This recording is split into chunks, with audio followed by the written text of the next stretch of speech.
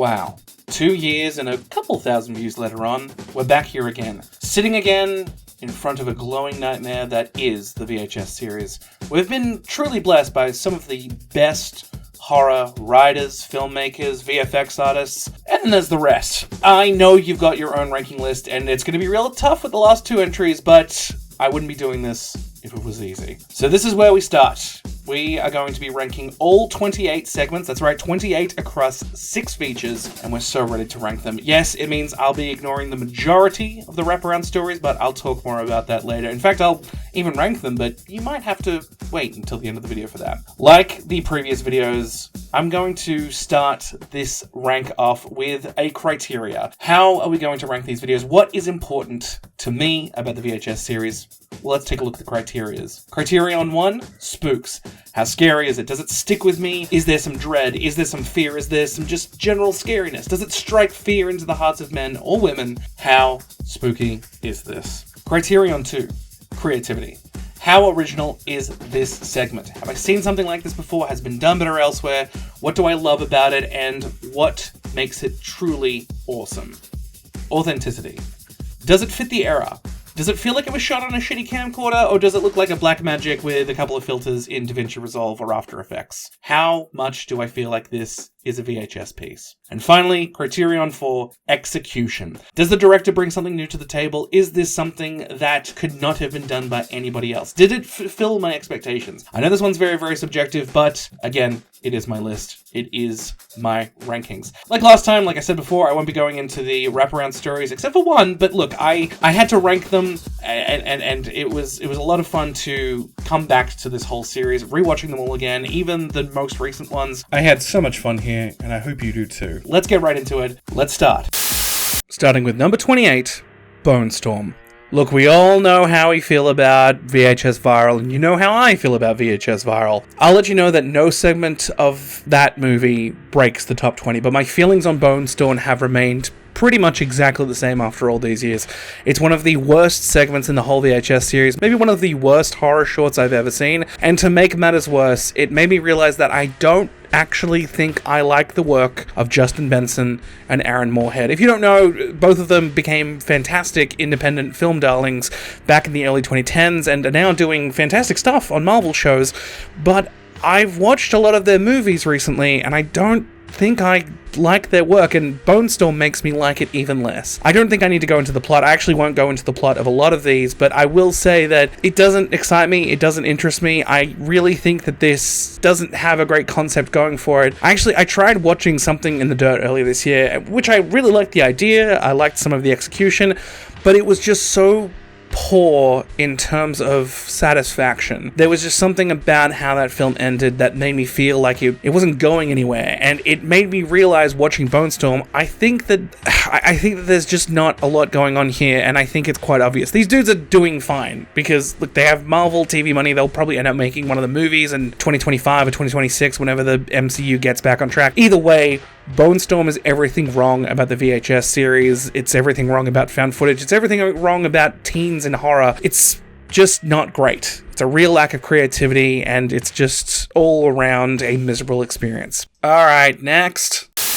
Number 27, Phase 1, Clinical Trials. This has only gotten worse with age. I can say that Moorhead and Benson have the exact same weird situation as Adam Wingard. A director with a lot of potential, a fantastic start to their career, with the likes of A Horrible Way to Die, You're Next, and The Guest, and now they're working on massive franchises that, frankly, aren't my thing, but I guess makes a lot of money and makes a lot of people happy, so that's good. Phase 1 Clinical Trials does not make me happy. It is such a failure of execution and creativity that the only thing that I feel really has going for it is its attempt at scares. It relies too heavily on the spooky cut and a big sound like this, and there are some moments that could have been explored a lot better, but look, at least it's short. I think that's the only good thing I can really say about Phase 1, that I think that the point of view is good, but again, I've seen it before, I've seen it done better in the other VHS film. It's the hallmarks of what I find so off-putting about found footage. The footage itself is just a little bit too clean. The settings just feel a little bit too amped up. The lighting is a little bit too nice. The characters are poorly written, yet dialogue frankly sucks, and all the acting, except for the doctor at the start, is is pretty mediocre at best. I find the scares so cheap and so unsatisfying. I really just do not like this. The glitches are too gimmicky, the jump scares are too jumpy. Also, no one who lives with this view in Los Angeles or wherever this is set can really complain about getting a free eye implant. Yes, I know it's America, but dude, you clearly live in the Hollywood Hills. Just chill out. Your main complaint should be about the yearly forest fires that are choking you and your friends to death. Ultimately, the story barely stands on its own. The effects are okay, the editing and the writing is weak, and again, we've seen this plot done before with the likes of The Eye. I also really don't like the ending, and I feel bad for anyone who starts with VHS 2 in this series and immediately turns it off after this weak intro. But I get why if they didn't keep watching. It's just not great. Phase 1 clinical trials is just that low on the list. It's just that bad that maybe it deserves to be included in VHS Viral. I know the two guys who made this one have gone on to bigger and better things, but it also just rubs me the wrong way that they gave this guy the Blair Witch franchise after seeing this, but that's a story for another day. Number 26, Dante the Great. Another great concept, but yet another awful execution. Dante the Great is the reason why I believe that VHS Viral was originally going to be a backdoor pilot for the Sci-Fi Network. And I just feel like things just didn't go their way. I have no problem with the mockumentary style format, but I feel like this whole segment is so unfocused and yet so effects heavy that it ultimately falls victim to its own premise. I think it's really great, the idea of going into a world where magic is real and someone uses it for nefarious purposes. I think that that's something that people can relate to. It's why the film Chronicle worked so well. I will say that the best thing about this is the acting from Justin Wellborn. It is truly something that stands out here, not just in this segment, but in VHS Viral overall. To have a guy go from this down on his luck, failed magician, like lower class like kind of kid, to this narcissistic just douchebag like the way that Dante is, it's great. It's fantastic, even though it kind of jumps around a little bit too much. Like I said before, it's a little bit unfocused.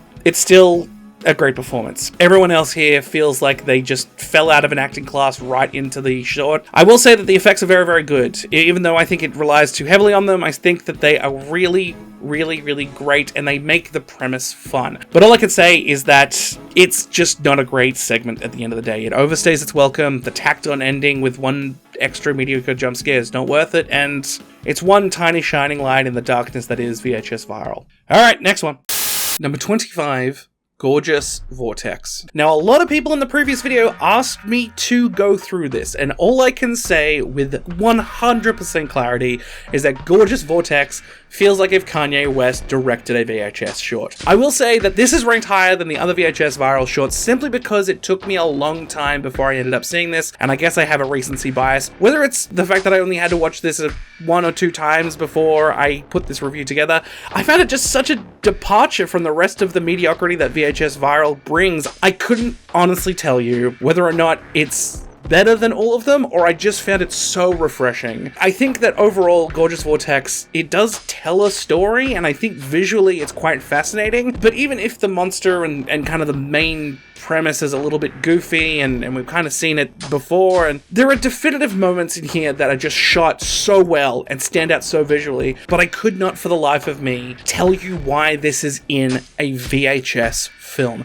It does not belong in the VHS franchise whatsoever, but it is fascinating. Like, it's definitely, like, if this was in another horror show compilation, or like, even if it was like in a different anthology altogether, it would be totally fine. There's just so much here to sift through metaphorically and maybe psychologically. What I would give to ask why Todd Lincoln really loves shots of dead women lying lifeless on the ground, which happens here, and why he thinks old CRT monitors or tube TVs are spooky. I have so many dumb questions for this short. I really like the editing in this. It's short, it's sharp, the visuals are really kind of distressing, even if they're a little bit too crisp and clean, and it never really shows anything like too terrifying or anything that really scared me. I feel like I understood the story, the cults, the serial killing, the emphasis on power and death and women and that whole kind of thing, but overall the Gorgeous Vortex is just such a weird and wonderful outlier for a really mediocre entry in the series that I frankly, I really wanted to include it on this list just to talk about why I think it's good. It's a fine segment. At most, it's like a 3 out of 10, but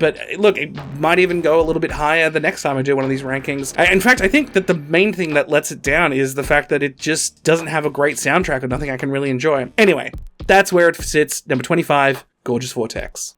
Let me tell you a little something about myself. I was born in the early 90s, and I started to learn how to play guitar just over a year and a half ago. One of my big reasons to learn was because I am obsessed with music and music culture, and having grown up during the late 90s and the early 2000s being my formative years, I basically started to learn how to play guitar so I could kind of go through my own musical history and see how those songs were played. Like, I really love nu metal and pop punk and a lot of the stuff that kind of came through that era, like Alien Ant Farm and Limp Bizkit and Green Day. A lot of stuff that hasn't aged very well, but I still think is very, very interesting sonically. It's something I have a fond nostalgia for, and learning how to play guitar, I think, is quite a great way to fall in love with those songs again and really get an understanding of how things are made. And I feel very similar when I make videos like this, and especially ones that I think lean heavily on nostalgia, or at least my knowledge and recollection, and then kind of learning the truth about them. And this brings me to number 24, shredding. Because the crazy thing about shredding is that, given that it is in VHS 99, I think it's largely in there as a nostalgic segment. It does feel like something from the early 2000s. I'll give them that. Despite the 16:9 ratio and some of the acting and kind of bit of a problem with VHS 99, but that's beside the point. I want to make it very clear, I don't like shredding. I didn't like it when it came out, and anybody can go back through my VHS 99 review and see that this is going to align with the opinion that I have now, but I don't like it even more now. And not because of the guitar playing, and not because of the editing and me being a nerd and stuff like that. I've got so many issues with so much of the characterization and how this story is told, especially the editing and the plotting of it. I think that there's so much about this that is so weak in terms of the writing. It just feels so expository to get to a very unsatisfying and unenjoyable conclusion. I think that the structure of the segment's pretty great, but overall I feel like everybody who was associated with this segment is a poser. I know that a lot of the people who are in this, especially the young cast members, were definitely born prior to 1999, but there is something about this that just leaves a terrible taste in my mouth. And it's not because, like, the fact that this segment is kind of based on a real thing that happened. For everybody who knows about the Great White Station Fire, the story for that is fairly simple and straightforward. I won't reiterate it here. I want to keep this kind of as short as I possibly can after that long preamble. But I will say that the story in this is very simple and straightforward, and yet it gets too weirdly complicated. It seems so simple, but like a new band idolizes this old band, and the old band has a mysterious past, and then the old band dies in a fire, and the first band visits the site of their death, and then the second band comes back to life to seek revenge. That's pretty much what it is, beat by beat. But there are a lot of other ways and better ways to tell this story, and I just don't like this.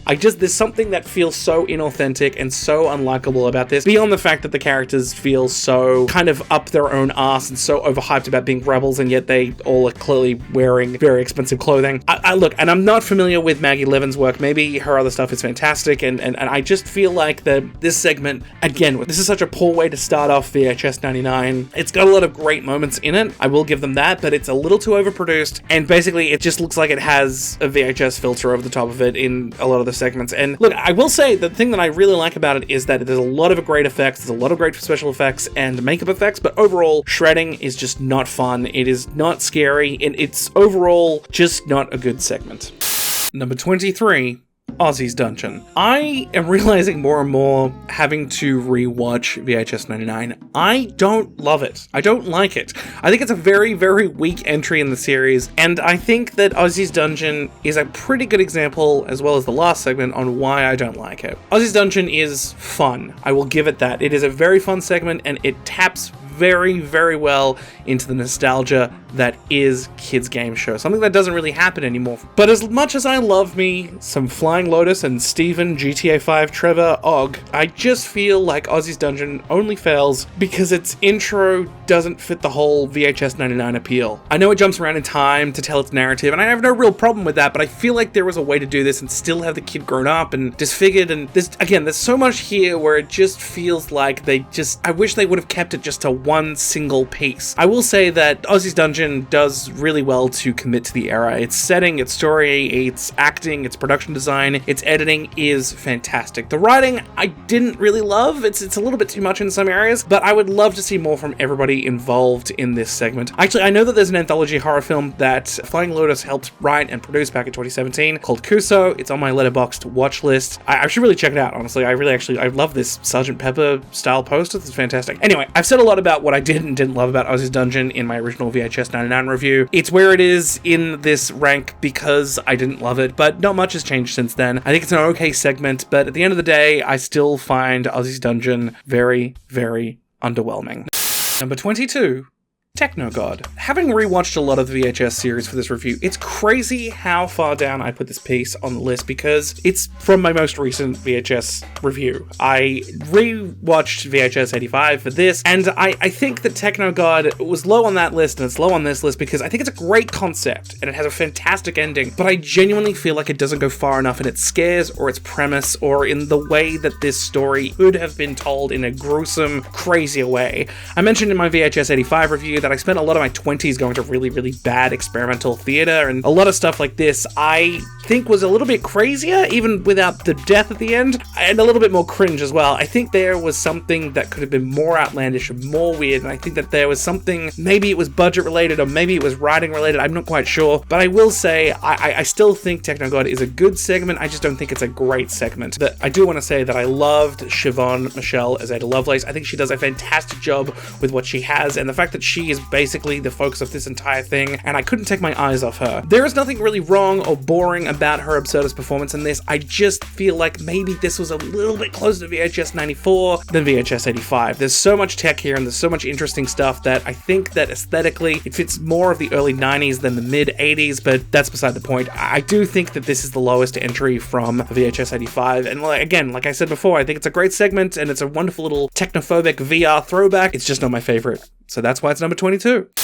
Number 21, Parallel Monsters. Now, speaking of favorites, Parallel Monsters is just great. I really do genuinely like this segment, and it is my shining light in all of VHS Viral. During my rewatch, it was the one thing I was actually looking forward to, other than just the entire experience ending. I've gone through so much of this in my previous ranked video, and I don't think I can say anything more other than it's great. The effects work, the acting from everyone in the cast is so brilliant. I really, really love it. The dialogue, the world building, it's all of those things that just come together to make this work. I really genuinely like the work of Nacho Vigilando, and I really like Parallel Monsters, just because I really would love this to be a full-fledged movie one day. The weird thing about it, having watched it again, and the reason it's, I guess, this low on this list, is that I kind of think it doesn't fit the VHS Viral theme. I think that there is so much about this. I think Nacho really wanted to put this concept together. He had this idea for a short, he really wanted to work with these people, he really wanted to do something cool and effects-driven like his previous work, and yet it's an outlier in VHS Viral even more than Gorgeous Vortex, just simply because I think it's great. I love how graphic it is, I love how balls to the wall it truly is. It's a standout, not just in VHS Viral, but the whole series. It is a truly great short, and if I had to recommend one thing about VHS Viral, it really just would be Parallel Monsters. Number 20, God of Death. As we come to the third of the way through this list, this is God of Death by Gigi Sol Guerrero. I really liked this segment, but I didn't love it. I look forward to seeing more from Gigi Sol Guerrero, but I feel that despite the lead up to the big reveal or big scare of God of Death, which I try not to spoil here, I really just felt that the ending just didn't match up. It felt a little bit too tragic compared to what we were kind of going towards, and it kind of feels silly and a bit more lighthearted than you were expecting. Like, I love the opening, and I do want to make a point about the fact that the premise is based on a real tragedy, that being the Mexico City earthquake of 1985, but I still think there's a lot to be said that really works here, and is frankly largely held up by the great work from the effects team and the cast. I believed everybody here could have been a part of a Mexican TV crew back in the mid-1980s. I really want to state that the acting in this and a lot of the effects work in this is fantastic. The thing is, I just didn't vibe with the whole ending being about appeasing an Aztec god and then him being upset and then causing a real-life earthquake. I don't know, it just feels weird. It feels very Ancient Gods, like kind of like a Cthulhu kind of thing, but with, I guess, a little less gory and a bit more of an absurd, dark payoff. I think there's a lot to be said that I might be missing out here as a white dude from Australia, but again, I think it's a good segment, but definitely not one of my favorites. So now we're here. We're at the top 20. What's made your list so far? Just leave it in the comments. I read every single one of them because I'm deeply sad and lonely. Then let's go to number 19. Number 19, Second honeymoon. I used to travel a lot for work, and I have to tell you now that second honeymoon, and especially the room that they stay in, always reminds me of every single motel that's just a little bit too far away from the closest town. The carpets were always just that little bit unclean where if you took off your shoes, you could feel the grit in the fibers below. The bathrooms would always have that one weird mark on the wall or like a chip in the tiles that you're not even sure how that would get there, and the TV would always be just out of date enough that you would wonder when they bought it. Watching Second Honeymoon is a wonderfully uncomfortable experience and is such a great slow burn for a multitude of reasons, but while it's far and away my favorite segment in the original VHS film, I really do think it sets a fantastic tone for the VHS series as a whole and what it can accomplish. It slowly unravels and teases out every single horrifying detail until the final moments. My only real gripe with it is that I feel like the ending is a little bit too abrupt. It works thematically and from a story point of view, but I would have loved to have learnt more about this couple and how they got together, and I do appreciate how it's short enough to not overstay its welcome, but it makes you want it more. Tense, sadistic, and an absolutely perfect snapshot of a couple who is 100% on the rocks. I really like Second Honeymoon, and frankly, the only thing stopping it from being higher up is that maybe it's a little bit too short, but I digress. Number 18, The Sick Thing That Happened to Emily When She Was Younger. Joe Swanberg. I don't even know where to start with you, frankly. Part director, part writer, part producer, part actor, and now, I guess, VHS store owner. I have to commend that this one didn't hold up as much as I thought it would. The Sick Thing That Happened to Emily When She Was Younger is a great tale about gaslighting in the age of the internet that, frankly, has only gotten more relevant since it originally came out in 2012. But I have to say, the longer things have gone on, I think this might not be as good as I thought it initially was. I do appreciate the gore effects, and frankly, this turkey fork in the wound sequence is horrifying. It's so gross that I cannot show it to you right now. It may be actually in the top 5 gross out moments of the entire VHS franchise, but I really thought the Sixth Thing would be just as scary as it was last time. I've already talked about my fear of just the unknown presences and aliens and how that kind of stuff makes me very freaked out. But this time I just felt like I was going through the motions. It's not a bad segment at all. I just wasn't scared this time. Maybe a little bit higher next time, but who knows? Number 17, To Hell and Back.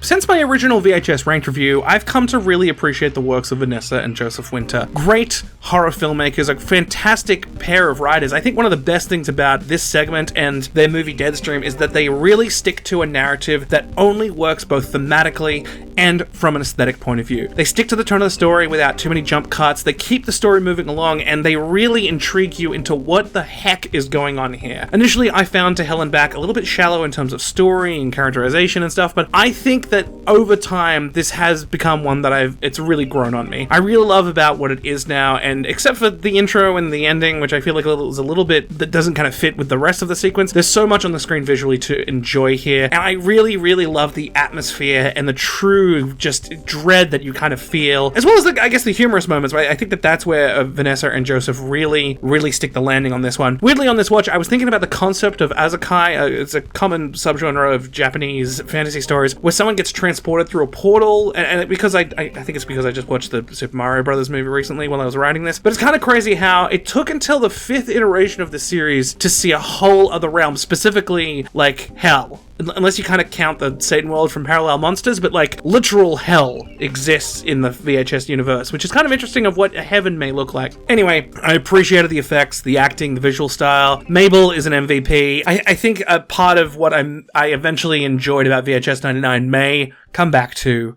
Hell and Back. Number 16, The Gawkers. Well, we're back here again, and what can I say that it still works? I think it still holds up. There are obviously some issues that I have with Gawkers, especially tonally and writing-wise. I think the weakest points of this segment are the dialogue and some of the characterization, but across the board, the true thing that makes this a wonderful piece of VHS 99 and 99 culture is the pure sleaze of it all. The fact that the writer-directors here figured out that, a big part of 1999 in general is that once American Pie hits so hard at the box office, other studios immediately greenlit every single dirty comedy they could get their hands on for the next 5 years. Well, basically up until Judd Apatow came along and made comedy different, I guess. There was so much about the title, the setup, the payoff, and how accurate the tech is to the period. There is nothing really anachronistic about this entire segment, and I really love that. The effects are brilliant, and I just love the little details and the foreshadowing. It really builds to such a fantastic segment. And no, I don't think it's perfect. That's why it's pretty much halfway on this list. But I do think that VHS can be a very sleazy cheesy series overall. And as it's going on, it's kind of gotten a little less sexy and has a lot less nudity. But I will say, I gotta give it up to Tyler McIntyre, who wrote this and obviously directed this. He also helped write the new Five Nights at Freddy's movie. He's one of the credited story writers on it. And he also directed a great horror flick that I highly recommend this year called It's a Wonderful Knife. I can't wait to see what else him and his team get to make. Anyway, it's Gorkers. It's dumb, it's over the top, and it is perfect for VHS 99.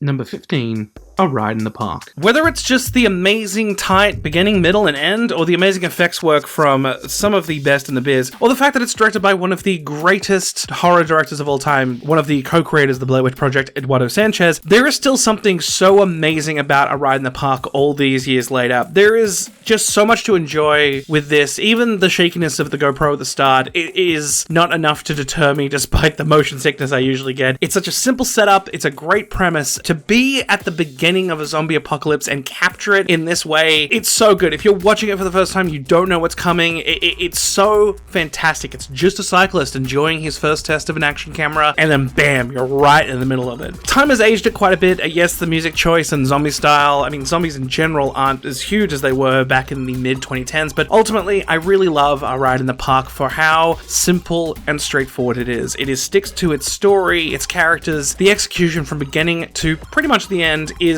fantastic. I mean, I don't really love the perspective switch with the birthday party thing, but it makes for a pretty great jump scare, and who doesn't love a birthday that goes a little bit awry? A Ride in the Park is still one of the best segments of VHS 2, and frankly, of the VHS series. Number 14. Storm Drain. Yes, I know everyone loves Storm Drain and Ratma and Chloe Okuno, but I still have so many problems with this segment. Storm Drain is great. I just want to get that out of the way. And how things play out in the beginning, I fucking love it so much. I do think it's a really great segment, and I do think Chloe Okuno is a fantastic director, especially in terms of anyone who has seen the most recent movie that she did, The Watcher. Incredible work. But this is a simple case of a great beginning and a bit of a mixed up middle. I do appreciate the little bits of foreshadowing and how the tension just gets more and more revved up the further and further we get into the titular drain. And I do love the wraparound segment and the bookends with the newscast. I think it's very, very effective for its era, but I once the camera guy gets hit, it just feels like a real paint by numbers situation. We have dealt with so many cults before, and it'd be kind of cool if they were all linked together, but I think I have cult fatigue, frankly. I also don't find the Ratma itself, like the creature, that scary. I do appreciate how it's shot. The lack of lighting and kind of keeping it obscured, but you still see kind of the grossness and the drool is fantastic. Sure, if I came face to face with this thing, I'd be fucking terrified. But just how it's shot, it just doesn't do it for me, ultimately. I'm sorry. Yes, praise Ratma, but hey, I think there's better segments in VHS 94, and this is as high as I could put Storm Drain. Hell, Ratma. Number 13, Tuesday the 17th. I think with a bit of time and maturity, this may not be as good as I thought it was. I know I ranked Tuesday the 17th really, really high on my last list, but I think there are some glaring issues with this segment. Even if I love its premise and how original I think it is, it's just not as funny or as smart as I thought it was. I think that despite as much as I really like everything that happens in it, I think what really lets it down is that the satirical and comedic elements don't go far enough for me to actually consider it satirical. Yes, it plays with tropes and there's a few cliche lines here and there. I think the thing that largely lets it down is the acting and some of the writing. It just doesn't go far enough. I watched The Blackening recently, and that is a film that not only dissects and skewers those tropes, but it is so funny in every single scene, and it's also crazy how well written it is. I kept saying previously about how the segment plays off of slasher cliches and tropes and stuff like that, but I feel now it's more leaning on those tropes rather than doing anything with them. I still love the effects, I really love the editing, I love how gory and just unabashedly fucked up it is. I think one day someone is going to make a truly amazing horror movie based on this premise alone, and hopefully it can last 80 to 90 minutes. But for now, I'm very happy with what Tuesday the 17th accomplishes and brings to the table, even if it falls flat when it comes to the writing. Number 12, Amateur Night. The original, and still genuinely one of the best segments in the VHS franchise. I cannot even imagine the difficulty that would go into arranging these segments when it comes to the final edit of the VHS movies, but Amateur Night is still the glowing beacon on the hill that set the standard for pretty much all of the VHS movies. It set the tone right from the get-go, and you can really just have a great time with this segment alone. I think so much of this still holds up fantastically. The effect work, the acting, the writing, the lighting, the editing, the pacing, the terror, the fear, the dread, it's all so fantastic, and I really do genuinely love this segment through and through. VHS and their production team got so lucky with the likes of David Bruckner behind the camera. After only one short and another anthology segment, he nails this in one go, and the fact that he keeps coming back to the franchise is something that we're all frankly very grateful for. It really helped kick off the series in the best way possible, and while it does sag a little bit in the middle, I still think it's one of the best VHS segments of all time for a reason. It's scary, it's original, it's crazy, and it's awesome. It's Amateur Night. Number 11. Total Copy. This is the first entry on this list that's technically a wraparound story, and yes, I'm counting it in here because I think it's the first time in which VHS has been trying to tell a full and well-rounded story that just happens to be also the wraparound story for the movie itself. Rather than just a container for the actual videos, I guess, themselves, Total Copy does everything and so much more. I do think that there has been a general problem with the series about trying to make it work in the anthology format.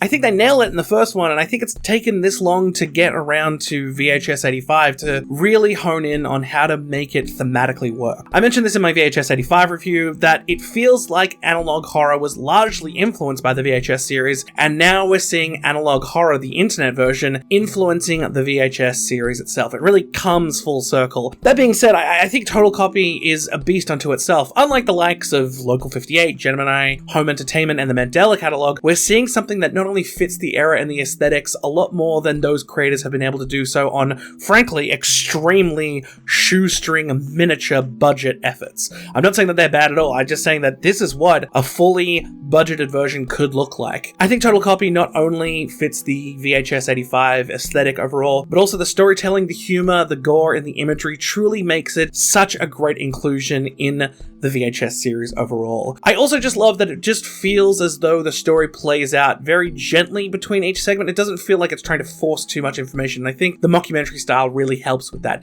It's just enough info given about Rory and his powers and that truly creeping feeling that Total Copy is more than just a simple tale of a university project gone awry. It's a sense that this might be ground zero for body snatcher world domination. The only thing letting it truly down is the fact that it comes segmented, essentially. It also comes right after one of my favorite segments, which we'll talk about a little bit later on, but it's such a great ending, and that if it didn't happen right after another great ending in VHS 85, I think it would genuinely be higher on the list. And that's all I have to say about Total Copy. Regardless, Total Copy is on here for a reason. It's a great segment, it's a great wraparound story, and I think it's actually a bright way forward for the VHS series overall. And that, with number 11, means we get into the top 10.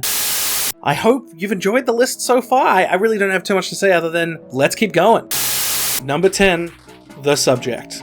The Subject was really hard to place after watching all of the new VHS movies, because upon rewatching it, I didn't love it as much as I did in the original rankings. I think the premise, execution, and story is brilliant. It's very simple and it's straightforward, but I really have a problem with the story switching perspective about halfway through when the cops break in. The Subject works because it is such a wonderfully delicate story about just an insane mad scientist and how his corruption of these people has just made everyone worse. We see this mad scientist's experiments from beginning to end, and while it feels initially a little bit one note, I do think that in order to survive, SA becoming the monster that the creator has made her to be is such a fascinating and brilliant tale. I just think that it sags a little bit in the middle. I do think that there's so much to be said about The Subject, and that I'm glad it exists. I think it's a fantastic segment. That's why it's number 10 on the list, and it doesn't overstay its welcome, but I do think what makes it different from most VHS segments, especially in VHS 94, which is a real chaotic romp, is that it's one of the few segments that ends tragically. It really is heartbreaking, these final moments with S.A. wandering out into the real world and being so unsure about what happens. But for better or worse, it's just great. It's a really great segment. Again, despite my misgivings, I still think it's amazing. It's hard to think about the franchise without Timo Tianto. He may be genuinely one of the best horror directors that we've got in the world, and the subject proves that he's so talented and creative and really, really wants to flesh out these characters and these stories, even in the short time that he has. I love it. Even with my minor gripes, I really do love the subject. Number 9, No Wake. I really just love VHS 85. I have to commend newcomer to the series, Mike P. Nelson, for coming up with a great and creative premise to kick off the first full segment of VHS 85. No Wake is a bit of a slow burn, but excels where a lot of VHS segments fail. It's well acted, it's well written, it's gory, it's crazy, and like I mentioned in my VHS 85 review, I had no idea where this was going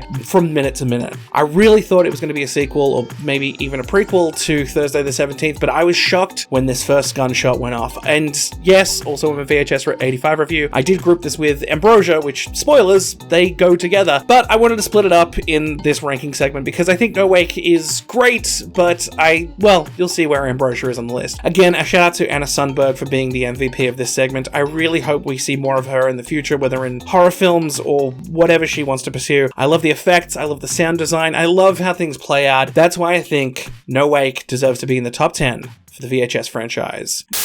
Number 8, Suicide Bid. Well, I'll be honest, here is the highest entry for VHS 99, and I have to say, I really am so glad I put this here. I think Suicide Bid is fantastic. It's just so simple, and I really like how old school it is. I think Johannes Robert may go for a bit of a cliche setup, but the execution is frankly expertly handled. It never really feels out of place in VHS 99, because yes, there is so much about this that's very I Know What You Did Last Summer, it's very Cruel Intentions, but I really think that, much like another entry a little bit higher up on this list, Suicide Bid preys on purely what I think is a rational fear that I have, and seeing it depicted in cinema is pretty easy to do so. But trying to do it from the perspective that it gets into in Suicide Bid is genuinely difficult. And I think about the logistics of shooting something like this, both the interior and exterior stuff. It's something this claustrophobic and so well edited, it's hard to pull off. The absolute terror and complete lack of control that you feel here is incredible. When that rain starts coming down, the sound design is brilliant. The wood buckling, the laughter, the movement, the dirt, I really love it. I also truly love how this story could have just continued to focus on the actual coffin part of it, and that's just fine. But the fact that it keeps ramping up more and more and just being more tense, and you know how much shit these girls are going to get into, it's brilliant. That damn rainstorm, the one little thing you can't control, and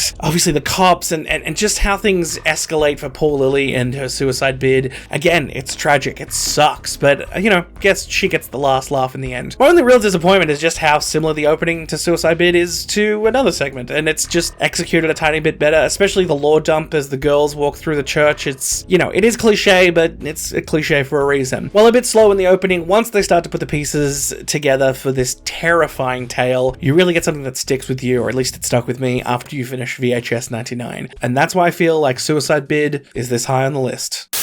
Number 7, The Empty Wake. The Empty Wake really is one of the best parts of VHS 94, and I've really tried to pinpoint what makes it truly great. I think it comes down to, again, a lot of the simplicity and the old adage, if it ain't broke, don't fix it. I think the entire VHS series has its roots in things like The Twilight Zone and Creepshow, but I think everything in The Empty Wake goes even further back than that, with the likes of EC Comics, which anybody who knows their horror history knows that that's the origins of The Crypt Keeper and Tales from the Crypt. The Empty Wake has everything going for it. A simple set with locked off cameras, a really dense and layered sound mix that you can really get an emphasis on if you have headphones or just a fantastic sound setup. The actual segment itself, the story and the characters are so simple, and the payoff and ending is so terrifying, and just this moment here it haunts me. It truly, truly haunts me. Simon Barrett is usually just a writer in the VHS segments, and if you check his IMDb, he's written a lot of great horror in general, but seeing him direct and really pull something together truly incredible, tight, and disturbing, it's off the charts. I think with genuinely only 5 other directing credits under his belt, this is fantastic. I really, really love The Empty Wake, and it is an embodiment of what great horror can do with so little. It will stick with you for days, weeks, and months, and maybe to the end of your life. Number 6. Ambrosia. Yep, this is where Ambrosia ended up on the list. Look, call it recency bias, but I think Ambrosia by Mike P. Nelson is such a great example of a setup and a punchline across 2 different shorts, but I am fully aware that Ambrosia wouldn't be as good without No Wake, but I do have to say, I think that Nelson tells the story of this family that, excluding the final 2 minutes, is so wonderfully creative and terrifying at the exact same time. It feels so very of its time, like very, very 1980s, and I love how things are set up and relies on so little editing and cutting to get things going. It does feel like it's stopping and starting like an old camcorder looking at a family reunion, but the whole opening section with this family felt so real and relatable, and with no knowledge about what's going to go down, it was such a wonderful surprise. I've talked about this more again in my VHS 85 review, but I will say the little light touches that indicate there's some foreshadowing or just something strange that was about to go down was brilliant. I couldn't tell where this was going. The same thing with No Wake. Honestly, Ambrosia would be higher on the list if it wasn't for the fact that it does need No Wake to fill in a little bit of the gaps. But I still think it's an incredible and stunning effort from Mike P. Nelson. And again, shout out to Evie Bear, who really leads and is able to switch from having a sweet 16 to gunning down 16 people so wonderful that in a matter of minutes, I think it's a fantastic bit of acting. It's little moments like this that make me hope that she's got a good goddamn agent and that something like Ambrosia will give Mike P. Nelson what he needs to make the next great American horror movie. And that's it. We are now approaching the top 5. Have you figured out what's left and where your favorite could land? Well, there's only one way to find out. Here we go.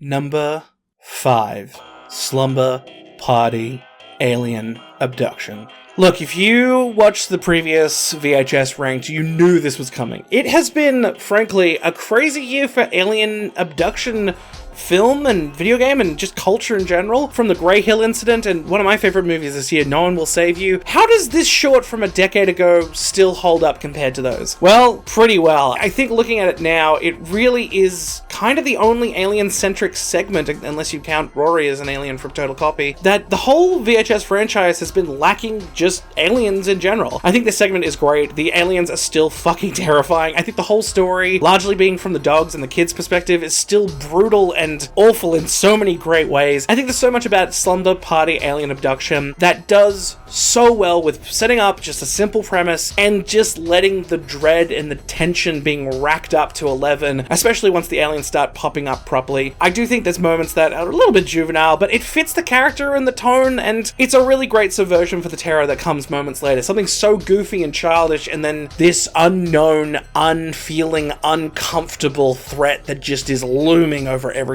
It's brilliant. So yeah, I'm terrified of aliens, and I still think the segment is well crafted and well done. And no, I still haven't seen Kids vs. Aliens. I'm very, very unhappy about that. I probably will watch it once I watch Jason Eisner's other flick, Hobo with a Shotgun, which I've heard is fantastic. It'll all be on my Letterboxd one day. You can find out actually more with the description below, but yes, number 5 is Slumber Party Alien Abduction. It's just that good. Number 4. Dream Kill. Oh yeah, VHS 85 does rank this high. I loved Dream Kill so much. Taking the aesthetics of the absolutely terrifying home movie moments from Sinister and merging them with the high concept lo-fi aesthetics the 80s were truly known for is incredible. I think Dream Kill has such a great premise, and it's the only one I can kind of forgive for switching to so many different perspectives. I love the aesthetics, the acting, the writing, the film dream portions alone are truly shocking and nightmarishly hazy, and that drone, that sound, the music in it, it's incredible. It is one of the best segments in the entire franchise. The combo of Robert C. Cargill and Scott Derrickson proves that these two are destined to make some of the best horror movies of the 21st century, and are a force to be reckoned with. Dreamkill is a pure distillation of that in about 20 minutes or less. Like I said in my 85 review, Dreamkill fits more of the style of James Cameron more than John Carpenter, but it fuses both of them together in such a way that it is unforgettable.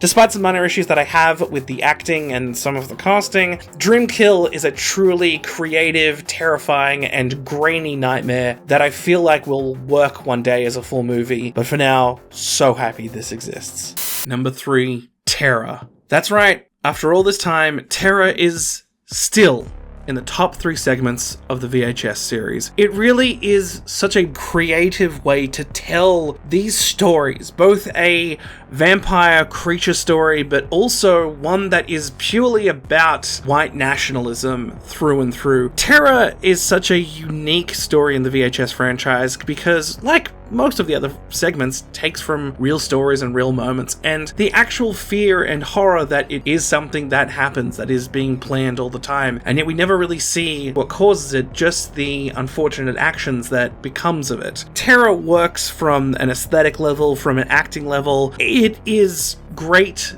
to see something like this in modern horror, not just for, 20 minutes at a time, but something that is both challenging, fascinating, and yet of its time. Knowing about the rise of militias in the late 80s and early 90s has been something that has been a subject that I've looked at and studied extensively, but also the way that these movements start as, ways that local community members try to better themselves and the ways that they live, and then ultimately end up destroying their lives. The effects and the sound and the way that this whole story is told is brilliant. It isn't perfect. I think the ending is a little bit abrupt, and there are a few questions that go unanswered, but that's beside the point. I think Terror is fantastic. It is the best segment in VHS 94, and it's the 3rd best segment in the VHS franchise. Number 2, 10/31/98. I am just as shocked as you are.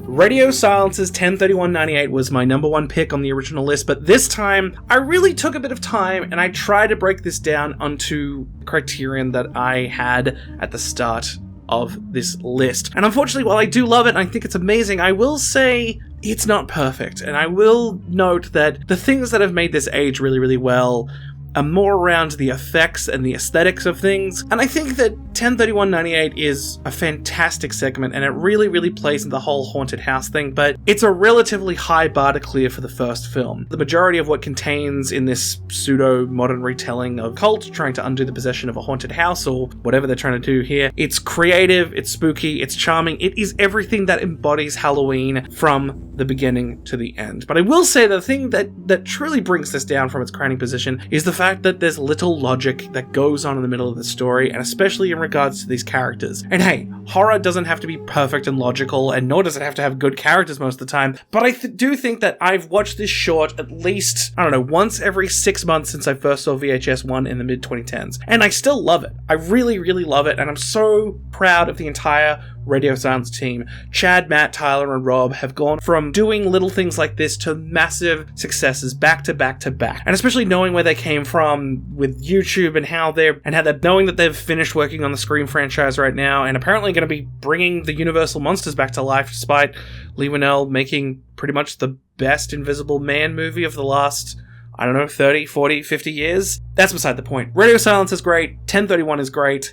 I will always love 10/31/98 as a spooky, fun, inventive little thrill ride. Even if it's not perfect, it'll always hold a special place in my heart. Which means there is just one segment to go. Number 1, Safe Haven by Timo Tianto and Gareth Evans. You knew it was coming, and it's finally here. What can I say about Safe Haven that hasn't already been said? A true triumph of horror cinema that somehow only lasts 30 minutes long and is truly unforgettable. Safe Haven is a fucking blast from beginning to end, and it's so well written, shot, crafted, and presented in a way that I still think about if a full movie would even be necessary with what we're given here. I've already talked about how Timo Tianto may be one of the best horror directors going around, and paired with Gareth Evans, both of them working together as both screenwriters and directors, you truly see the power of two great creative filmmakers who pride themselves on maximalist filmmaking on a minimal budget.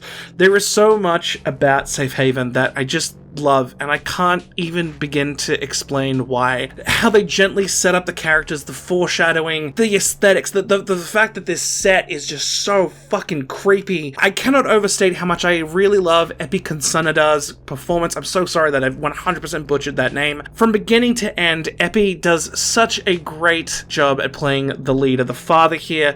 I love it so much. I actually looked up this guy's IMDb recently, and it's so funny. My man has been in like 30 films since VHS 2, and he's also in The Raid 2. I don't know if I mentioned how much I love Gareth Evans' work with The Raid and The Raid 2, but that's beside the point. Epi, when you go to his IMDb, he keeps this shot, one of the most horrifying parts of VHS 2 and a part of Safe Haven, as the main image he uses. He must be so deeply proud of this film and the insane character he got to play. What a fucking legend. Yeah. So Safe Haven is number one. It is the best segment in the VHS franchise. It embodies everything about the VHS films, for better or worse, and frankly, it is probably the perfect VHS segment. It's disturbing, it's scary, it's inventive, it's gory, it's weird, it's myopic, it's terrifying, it's claustrophobic, it's heart-wrenchingly awful, and yet so fun. It's just really, really fun. That's what I have loved about this list overall, is that Safe Haven is fun, and so is the VHS franchise overall. And here we are at the top of the mountain. The cream of the crop, the best of the best. Here's where, if I haven't ranked your favorite segment yet, I have definitely not done my job at all. You get to root for your favorite, and then you tell me in the comments of how I'm just a complete loser, and how I don't know what I'm talking about, and how I got the rankings wrong. And that's fine, because that's what film is about. It's about having a discussion. And that's it! That's all of them! That's everything wrapped up. And look, if you're gagging for how I would rank the wraparound stories, here they are. 5 is Vicious Circles from VHS Viral. It sucks. Holy Hell from 94. It's fantastic. It's great, but it's a little bit too thin, and the writing and the dialogue is awful. Tape 56 from VHS 1, pretty great. Tape 49 from VHS 2 is fucking great. And finally, Total Copy from VHS 85. It's sick. I love it. I love it so much. And it's crazy how 99 doesn't really have a wraparound story, except for that kid who makes like the little stop motion thing that leads into Gorkas, I guess. I don't really count that one, because again, it's also really, really thin. I mean, I guess Holy Hell ties into Terra as well, but again, it's also very, very thin. And we're done for at least another couple of years. I'm pretty sure there has been a VHS greenlit since I started writing the script. In fact, I know there has been as I'm recording the audio right now. It's apparently going to come out next October. I hope it's called VHS 2000, but I could be really, really wrong. With all the individual rankings, this script is 4 times the length of a regular VHS video, as you probably already know from the runtime. If you would like to support me, because a lot of writing and editing and time does go into this. I do have a full-time job, and I do this on my nights and my weekends and stuff. And I would love to get more content out, so if you would like to support me, please do try and check me out on Patreon. It's right here, patreon.com/helpharrison. If you want to see what my rankings look like in general for the VHS franchise, you can actually follow me on Letterboxd. I have a list. This is what the list looks like. You can actually see there where I recently updated it for when VHS 85 came out. Oh, and if you really want me to like rank the films in like an S to F type way like this, I'm thinking of doing a live stream in December before the Christmas break. So if you want to, you can follow me on Twitch. That's also in the description as well. I'm called Totes Video. I share weird videos and play party games on my Discord. It's a lot of fun. Sometimes I'm playing music on there. It's whatever. It's all down in the doobly-doo down the bottom.